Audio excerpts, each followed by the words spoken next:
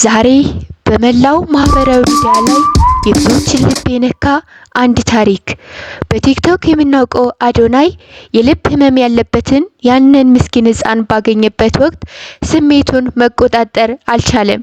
ይህን ህፃን እኔ አሳክመዋለሁ ሲል የተናገረው ብዙዎቻችን አስለቅሷል። የሰሞኑ መነጋገሪያ የሆነችው ድምፃዊት የሺ ደመላሽ ስለ ወቅታዊ የኑሮ ውድነት ተጠይቃ የሰጠችው አነጋጋሪ ነገር እየሞከርኩ ነው የሚለው ምላሽ በብዙዎች ዘንድ የተለያዩ አስተያየቶች ተሰጥተዋል። የኑሮ ውድነቱ ታዋቂዎችንም ፈትኗል። ለመሆኑ የሺ ይህን ስትል ምን ማለቷ ነው? ትርጉሙስ? የሰዎች ምላሽ ምን ይመስላል? የአዶናይ ልብ የሚነካ አጋጣሚ ምን ይሆን? የአዶናይ መልካም ስራ። ሰላም፣ እንዴት ናችሁ? የንማማሪቱ ቤተሰቦች ዛሬ በሰሞኑ መነጋገሪያ የሆነው የአዶናይ መልካም ስራና ስለ ኑሮ ውድነት እየሞከርክ ነው የሚለው ንግግር ምን ይመስላል ሚለውን ይዘንላችሁ መተናል።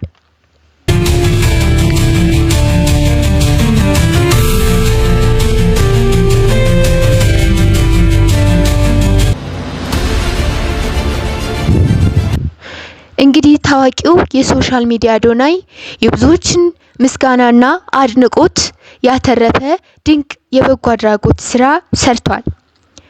ከህፃንነቱ ጀምሮ በልብ ኬዝ ሲሰቃይ የነበረውንና በከፍተኛ ስቃይ ውስጥ ለቆየው ታዳጊ ልዑል አዶናይ ሙሉ ኃላፊነቱን በመውሰድ የሕክምና ወጪውን ሙሉ በሙሉ እንዲሸፍን ወስኗል።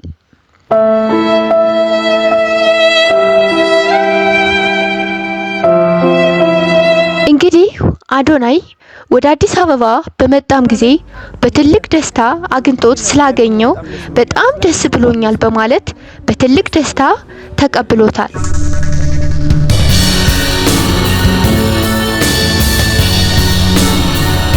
እንግዲህ በህፃንነቱ የልብ ህመም ከባድ ነው ሲልም በሀዘኔታ ተናግሯል።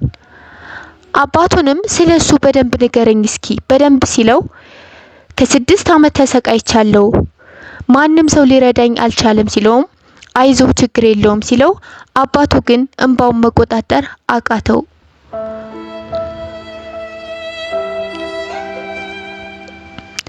በጣም ነው የሚከብደው እያለ አዶናይም አይዞህ እያለ ካጽናናው በኋላ ለህፃኑ አባትም በጣም ትልቅ ስጦታ አምጥቼልሃለሁ ብሎ 50,000 ብር ላንተ ነው ብሎ ሰጠው። 3 ቀን አዲስ አበባ እንዳትጨናነቅ ብሎ አበረከተለት። ህፃኑም ሁሉም የሕክምና ወጪ ከቨር ተደርጎ ይወጣል በማለት እኔ ራሴ ኃላፊነት ወስዳለሁ በማለት ሀሳብ እንዳይገባ ብሎ አጽናናው። በእውነት አዶናይ ወንድማችን በጣም ትልቅ ስራ ነው የሰራው። አሁንም ደግሞ አክሎ ሞልቶ ይስጥ ነው የምንለው። እንግዲህ በብዙዎች ዘንድ ምሳሌ የሆነው ነው አዶናይ ይህን ሙሉ ኃላፊነት በመውሰድ የሕክምና ወጪውን በሙሉ ለሙሉ እንደሚሸፍን ወስኖ ተናገረ። ይህ ታዳጊ መፍትሄ እንዲያገኝ በኢትዮጵያ ኢስታንቡል ሆስፒታል እርዳታ የሚደረግለት ሲሆን አዶናይ ይህንን ትልቅ ኃላፊነት ወስዶ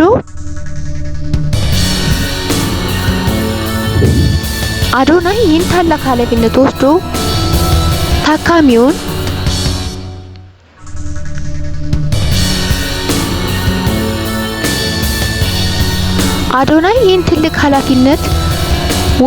ታካሚው ዳግመኛ ጤናው ተመልሶ ወደ ደስተኛ ህይወቱ እንዲመለስ መንገድ ከፍቶለታል ማለት ነው።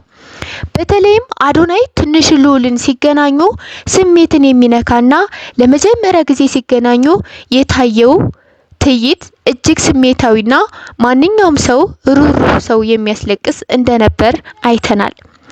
ይበልጥ ብሎም የልዑል የደስታ እንባና የአዶናይ ቅንነት በጣም ልዩ እንደነበረ አይተናል። አሁንም በሀገራችን መኖሩን ለሁላችንም ዳግመኛ ያሳየ ክስተት ሆኗል። እንግዲህ ይህ ወንድማችን በእውነት ለሁላችንም ከፍተኛ ትምህርት እየሰጠን እንደሆነ ማወቅ ያስፈልጋል። የሰው ልጅ ከራሱ ትልቅ ነገር የሚተርፈው ከሆነ ለሚያስፈልገው ሰው እንደምናደርግም ሰላምን፣ ደስታን እንደሚሰጥ ከብዙ ወጣቶች ተምረናል። ብዙዎቻቸው በሚዲያ ያልታዩ መታየትም አይፈሉ እያላቸው ደግሞ እንዴት መጠቀም እንዳለባቸው ከብዙ ወጣቶች እንማራለን። እንደ አዶናይ ያሉ በብዙ ዘንድ ተቆጥረው የማይታወቁ ብዙ ልበቅን የሆኑ ወንድሞቻችን በእውነት ፈጣሪ ያኖርልን። አዶናይ እንግዲህ እንደምናውቀው ይህ ብቻ አይደለም። በተለያዩ ሚዲያዎች ላይ ባይቀርብም እንኳን በተለያዩ ነገሮችን ሲያግዙ ልበቅን እንደሆነም እንግዲህ እናያለን። አሁንም ቢሆን እንግዲህ ልበቅኑን ያብዛለት ነው። እንግዲህ ለዚህ ለአዶናይና ለኢትዮ ኢስታንቡል ሆስፒታል ኃላፊዎች ለዚህ ታላቅ ሰብአዊ ተግባር ወንድማችንን አዶናይን ምስጋና እናቀርባለን። ለወንድማችን አዶናይና ለኢትዮ ኢስታንቡል ሆስፒታል ማለት ነው። እንዲሁም ለዚህ ታዳጊ ሕፃን ፈጣሪ ምሕረቱን እንዲልክለት እንመኛለን። እውነት ነው፣ ለሰው ልጅ መድኃኒቱ ሰው ነው እንደሚባለው በብዙ ዘንድ ከፈጣሪ በታች ሰው ነው ይባላል።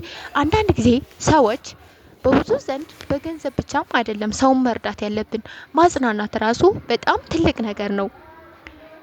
አይዞ ማለት መጸለይ፣ እያንዳንዳችንም በሃይማኖታችን ለተቸገሩት ለተራቡት በሃይማኖታችን መጸለይ፣ መልካም ማሰብ በጣም ከበቂ በላይ መርዳት ማለት ይሄ ነው።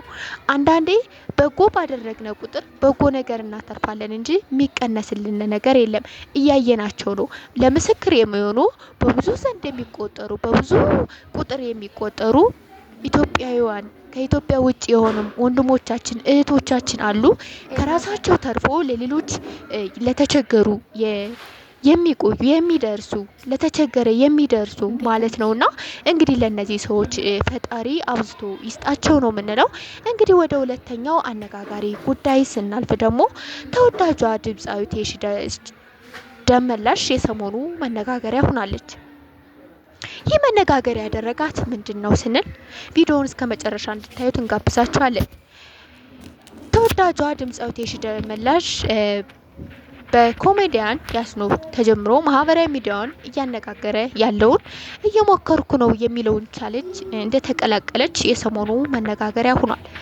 ይህ ተሳትፎ ከቀላል የማህበራዊ ሚዲያ ንግግር ባለፈ የብዙ ኢትዮጵያውያን ስውር ህመምና የኑሮ ፈተናን የነካ እንደሆነ ያሳያል። በአሁኑ ሰዓት እንደሚታወቀው እንግዲህ የኑሮ ውድነት በጣም እየጨመረ ከአደራደር እንደሄደ ይታወቃል። በዚህ የተነሳ እንግዲህ ድምፃዊት የሺ ደመላሽ ምን ትል ይሆን የሚለውን ነገር አብረን እናያለን።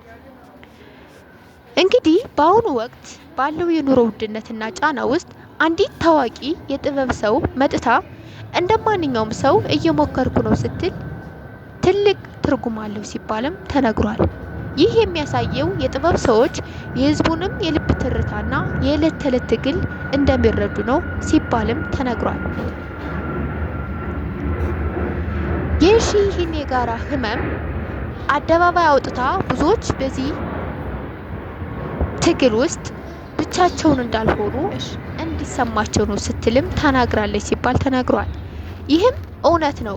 አንዳንዴ በውጭ ስናየው ደህና መስሎ የሚታየን ምንም አይጎልበት መስሎ ይታየናል። ግን በዛ ውስጥ ብዙ ነገር የሚያሳስብ አለ። ሁሉም ሰው የራሱ የሆነ ሀሳብ አለው። ስለዚህ ጭንቀት፣ ውጣ ውረድ ሲመጣ ብቻችሁን እንዳልሆኑ የሚያሳይ ነገር ነው ሲባልም ተነግሯል። እንግዲህ የሺ ከዚህ አባባሏ እንደተረዳ ነው በጣም በሚገርም ሁኔታ እየኖርኩ ነው የሚለው ወይም ደግሞ እየሞከርኩ ነው የሚለው ነገር በብዙ ዘንድ አነጋጋሪ ይመስላል ማለት ነው። ምክንያቱም አንዳንድ ሰዎች በውጭ ስናያቸው መልካምና ጥሩ የተደላደለ የሚኖሩ ሰዎች አሉ። ግን እያንዳንዷ አደራደር አንድ ሰው ማሳስበው ምንም ነገር አይኖርምና እንግዲህ ከዚህች ድምፃዊት እንግዲህ ይሄን ነገር የሰሞኑ መነጋገሪያ ሆኗል። ይህ መነጋገሪያ የሆነው ደግሞ ለብዙዎቻችን ትምህርት ሆኗል። አንዲት ሴት ወይም አንዲት ሰው ብቻዋን ተጨንቃ ሊሆን ይችላል። ለራሷ ብቻዋን እንደሆነች ሊሰማት ይችላል። ግን ደግሞ በብዙ የሚቆጠሩ ሰዎች አብረዋት እንዳሉ የሚያመለክት ነው። እንግዲህ ድምፃዊት ተወዳጇ የሺ ደመላሽ የተናገረችው በእውነት በጣም ድንቅ ንግግር ነው የተናገረችው። በጣም በሚገርም ሁኔታ ሁሉም ሰው በጭንቀት እያለ ግን በጣም ሰዎችን የሚያረጋጋ ነው ብዬ ነው የወሰድኩት እኔ። እንግዲህ የዛሬ የነበረን መረጃ ይህን ይመስል ነበር። እናንተስ በአዶናይ መልካም ተግባርና በሺሽ ደመላሽ ምን አሰባችሁ? አስተያየታችሁን ኮሜንት ላይ አጋሩኝ።